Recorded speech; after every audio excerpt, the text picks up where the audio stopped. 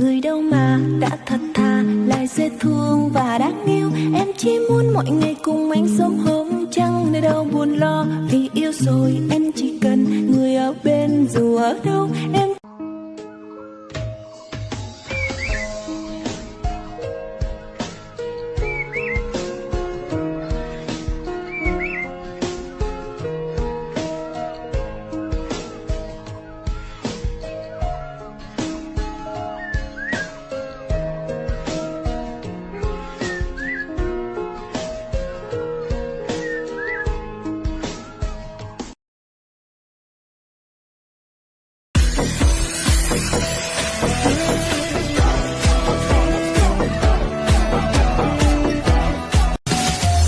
说的故它可以是路，说不故它可以保守，说的故路过门州，说的故路是自然，自然路刚在过梦，有好路是可以照顾，是你那故一起走，我故路是快乐头，有木我道路能见，半头故路能容超，只在年路梦都，我提多个照看路。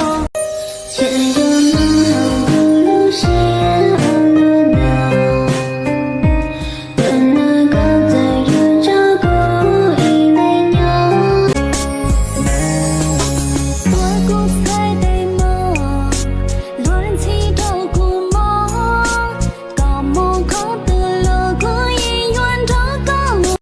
Có lẽ anh đã không thể mang đến được hạnh phúc như em từng mơ, để giờ anh quay lưng đi, con tim của anh giờ đây dường như đã vỡ nát. Đừng quay đi em, hãy nhìn anh, hay là em hết yêu. 有情我心如故调，cha còn chiếu đó của lục lờ. Cô yang thành công mong chân chỉ tao mà lên từ lọt lù, trong nhà được ba tờ chia trên chỉ tao mùa tu mùa lần trao. Hoàng đau xưa cho ta lo, hồ chia chớ hồ yêu hai tao, tràn hoa nia múa chi. Bao năm gắn bó cũng đành cách xa, thanh xuân đã có như một cốc trà, con đường dài phía